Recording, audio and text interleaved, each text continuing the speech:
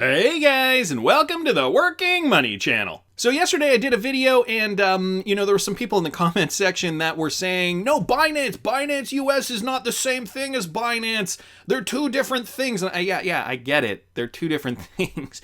Binance US was created, it's a subsidiary of Binance, and it's only available in the United States because Binance.com could not function, could not operate in the United States legally, and that's why they had to create that subsidiary. And I don't think too many people understood that, so I did post this link here just kind of in and around that time that was happening. This article was from back in November of 2020, and it's just kind of outlining that, Binance.us, a subsidiary, guys, of Binance. They are indeed the same company. I know that technically they're likely separated in those technical details of, they've got their own CEO and they've got their own board of directors and whatever, but ultimately they are the same company. They are a subsidiary of Binance. So I didn't think I'd have to mention this, but clearly, I think some people that were commenting on the video got a little bit confused. And so, just some more information with regards to the ongoing Binance saga. Fiat off-ramps keep closing. And there are reports of frozen funds, guys. This coming from Amy Castor here on Twitter. She posted this in, I believe this is her blog. Specifically, Binance customers are becoming trapped inside of Binance, or at least their funds are. As the fiat exits to the world's largest crypto exchange close around them, you can almost hear the echoes of doors slamming one by one down a long, empty corridor leading to nowhere. So I'm not going to get into this blog post, but I think it does outline what is happening with Binance. Here, let me just read this quote here. Clear Junction can confirm that it will no longer be facilitating payments related to Binance. The decision has been made following the Financial Conduct Authority's recent announcement that Binance is not permitted to undertake any regulated activity in the UK. I reported on this the other day, and they were saying that they were stopping, or rather suspending, both GDP and Euro payments. So it seems like every day we are hearing of more and more closures and limitations, off-ramps being frozen. Binance in a statement said, we are working to resume the service as soon as we can. It has reassured customers that they still can buy crypto with British pounds via credit and debit cards on their platform. This is the second time in recent weeks that Binance customers have been frozen out of faster payments. They were also frozen at the end of June. A few days later, the service was restored, presumably when Binance started putting payments through Clear Junction. So, it's not looking great for Binance. And, the other day I was talking about this idea that Binance will likely have to make a decision. They will likely have to pick what countries they want to be legally compliant in and focus on those regions, open up a trading exchange. Maybe in Canada, they'll have a Binance.ca, for example, and, in the UK, they might have Binance.uk, whatever. We know they are legally compliant in the United States, and just another point to that, here is a quick clip here by Integrator, he tagged me in this. It's just a 30-second clip, but it is of Brian Brooks explaining what is going on with Binance in the US, and so just to kind of get a sense of why this is all fine and good in the US and not in other countries around the world. Listen to this. No, look, Christine, I really appreciate the opportunity to talk about this. I got to be a little bit careful what I say, but suffice to say, Binance US is on a tear in a whole bunch of ways. Market share is looking very strong. Hiring is looking very strong. One of the things that you expect to see in a growing exchange is access to the widest possible scope of legal assets. And so without getting into any details, I would just say you should watch this space in the next 24 hours for good news and coming news over the coming weeks on our growth stories. So there's new stuff coming to the platform. Booyah! So Brian Brooks letting people know that first of all, letting people know that the widest range of vetted legal cryptocurrencies, that is what Binance.us is striving to do. As you guys know, Binance.com basically lists everything under the sun, and we know that a lot of those cryptocurrencies are likely not regulated in a lot of countries. And so Binance.us obviously started with a smaller assortment of cryptocurrencies and likely going to expand. Brian Brooks here giving us an indication that some good news is coming down the pipe within the next week or two. So I thought that was interesting. Just going back to this whole Binance story, I wanted to thank Integrator here on Twitter for posting that. And we also got this, guys, from Ian Northing on Twitter. So this has to do with Russia to introduce laws regarding the confiscation of crypto assets. Now, in a world where we're seeing, the emergence of CBDCs, countries are using this now to their advantage to be able to control their population's payments and, essentially just kind of see where their money is, how much money they have, and where it could go. So Prosecutor General of the Russian Federation, Igor Krasnov, said that Russian authorities are preparing legislative amendments to the confiscation of illegal digital assets by law enforcement agencies, according to TASS, on July 7th. So speaking at a conference in St. Petersburg on Wednesday, Krasnov stated that a serious challenge is the criminal use of cryptocurrencies in our country. The authority indicated that criminals use cryptocurrency to carry out a series of corruption and bribery and other illegal and criminal activities. Krasnov stated that the latency of these criminal acts has recently been aggravated by the use of crypto assets as bribes, as performance of cryptocurrency exchange operations as a way to launder stolen budget funds. It continues on down here. Some laws are not applicable to control cryptocurrency-related criminals, which are more difficult to trace than legal currency. The Russian government has introduced the first law to regulate digital assets last year and deem their taxable property. Furthermore, Russian public servants have been banned from owning crypto starting this year. So, on the one hand, they're saying it's because of criminal activity, yet down here, they're saying Russian public servants have been banned from owning crypto starting this year. So these are indeed restrictive measures that the government of Russia has put in place, clearly to be able to control who has access to what.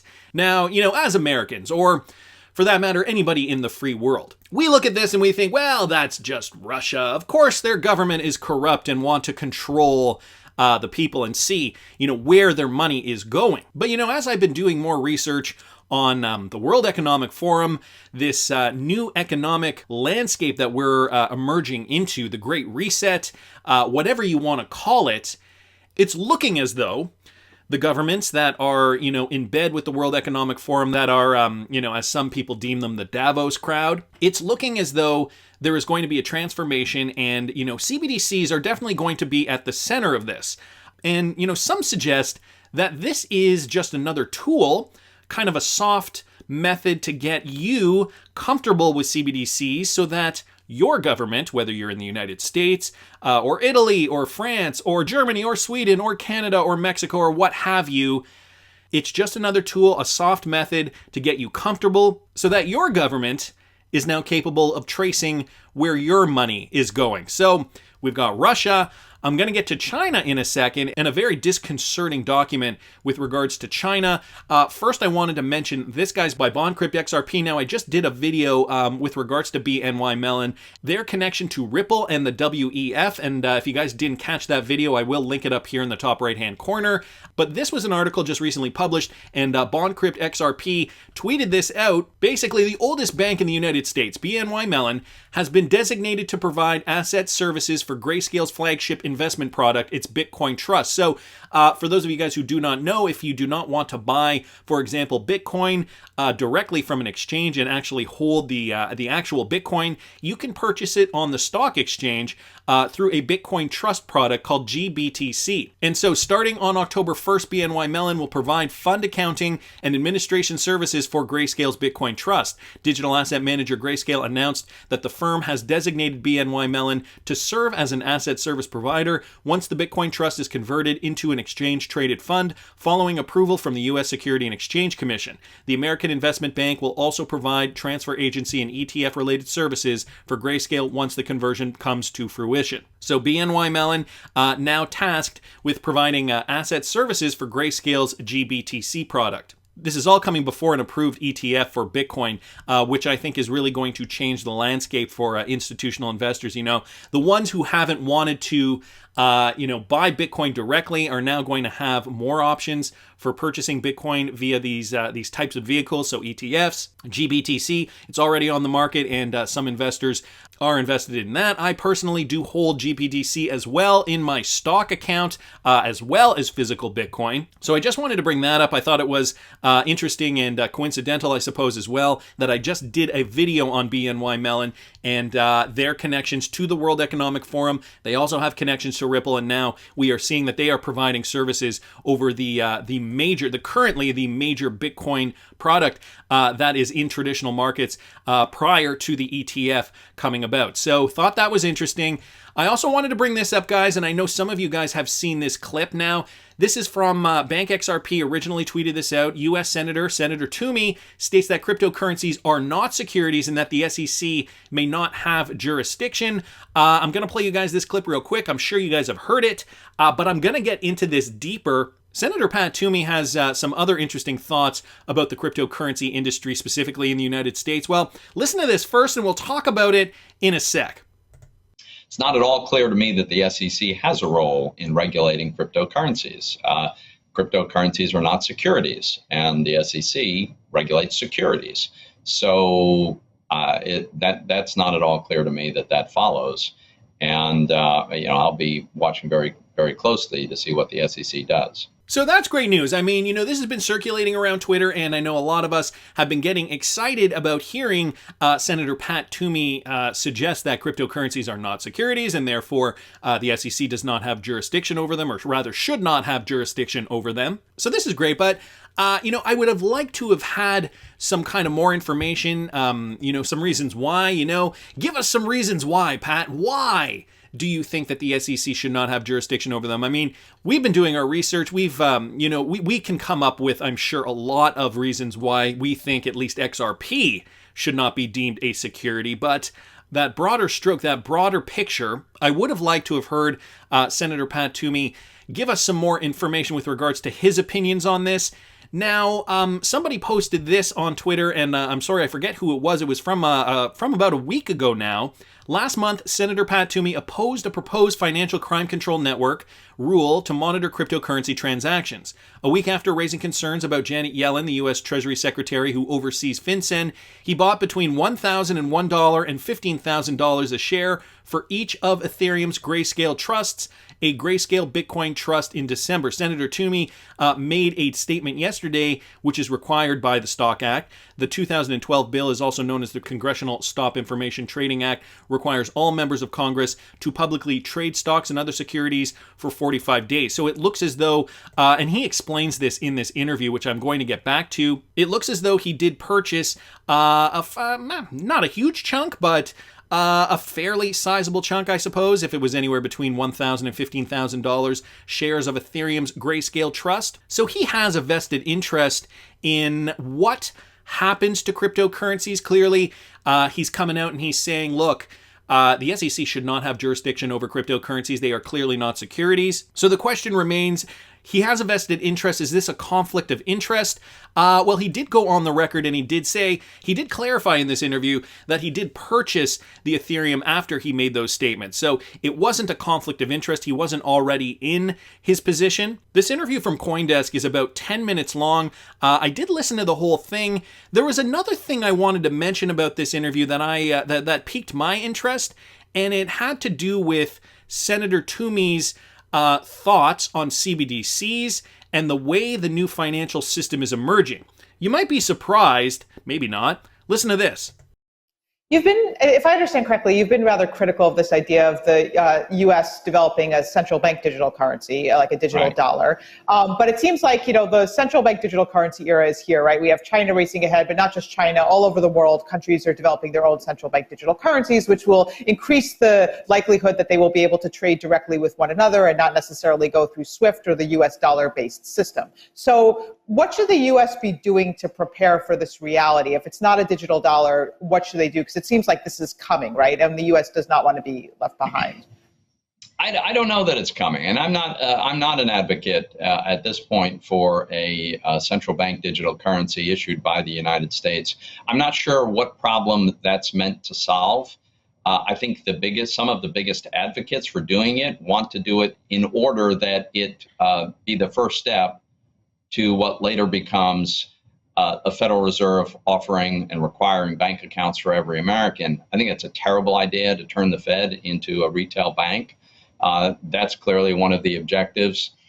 You look at our payment system, we've got a very fast, very efficient payment systems. I don't see why the Fed needs to issue a digital currency in order to have fast payments.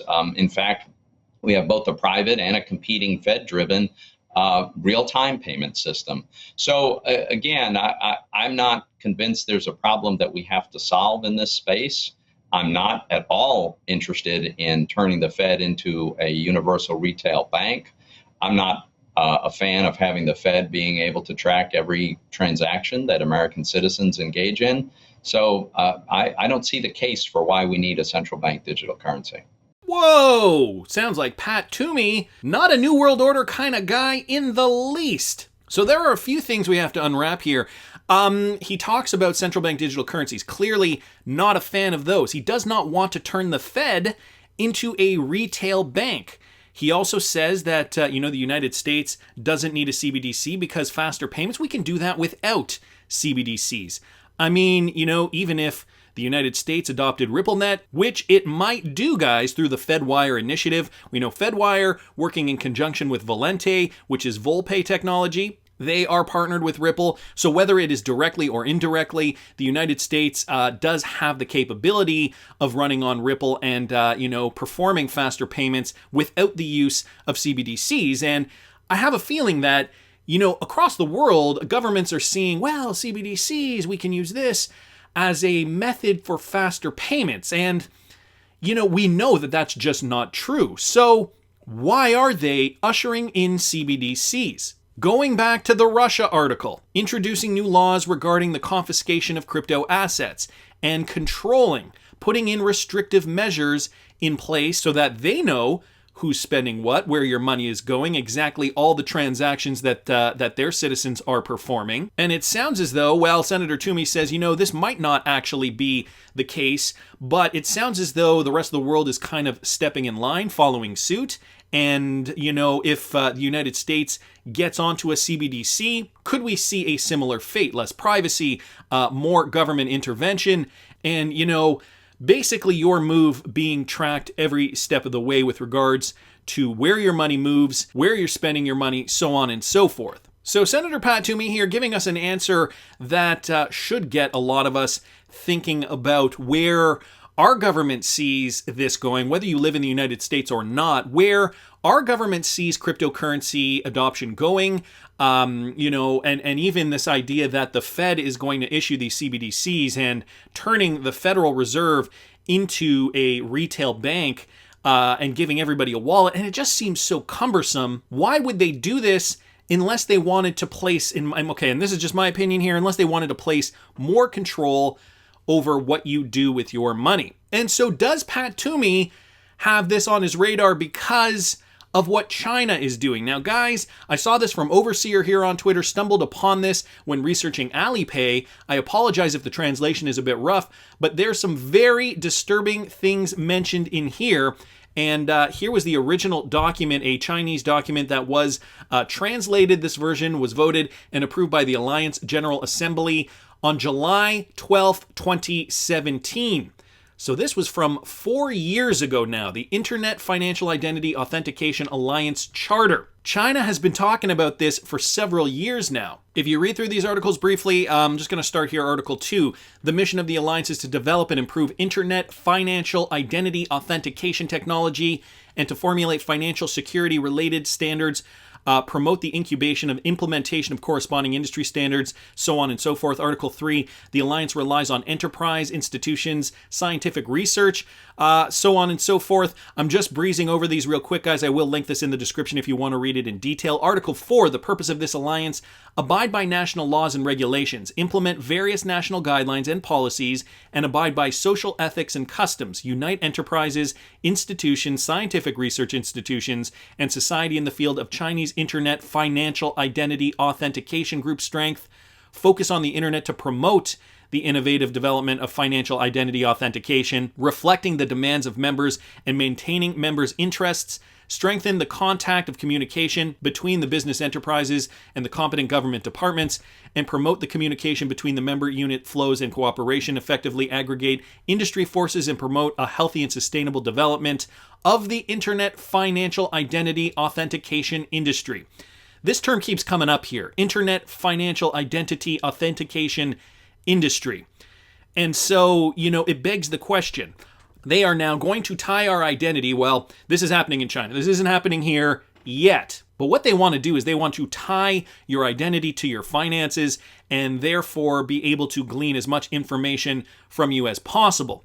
Article number 6 down here, propaganda and implement relevant national policies, laws, and regulations, and cooperate with government departments to develop internet financial identity research work on certification development and management. Article 7, publish the development of report of internet financial identity authentication to enterprise institutions, scientific research institutions, government departments, put forward policy recommendations on industrial development, develop the development status and popularity of the internet financial identity authentication field research, and promote the transformation of scientific and technological achievements, organize member units to carry out policy research and academic exchange, and report to the government. The DOOR reflects the wishes and reasonable requirements of members, builds a cooperation and exchange platform between domestic and foreign enterprises, and supports internet financial innovation and enterprise growth. So, nowhere in here do we hear of CBDCs, but this term, Internet Financial Identity Authentication Industry, sounds to me like the CBDC that China is rolling out is going to be part of this internet authentication identity for your finances. And I mean, it is no surprise that we're reading this coming out of China, but I wanted to bring this up because they have been talking about this since 2017. Fast forward to 2021, CBDCs are on our doorstep. Senator Pat Toomey is warning us in kind of an alarmist tone here, warning us, look, let's take a step back and look at what CBDCs are and what the government is trying to push on us as Americans. And as you guys heard in this longer clip that I played of Pat Toomey, not terribly interested in CBDCs, and this new system that the government boasts is an improvement. Faster payments, we don't need CBDCs for faster payments. Ripple is an American company and we've got RippleNet, and you can transfer anything of value on the XRPL. It does not have to be digitized. It does not have to be a cryptocurrency, a CBDC, or what have you. So I will link this CoinDesk interview in the description of this video if you guys are interested in what Pat Toomey has to say. Should we be worried? Tell me down in the comments what you guys think. Please subscribe to the channel if you haven't already. Like the video if you like the content I'm providing. I always love hearing your comments. See you in the next one, guys.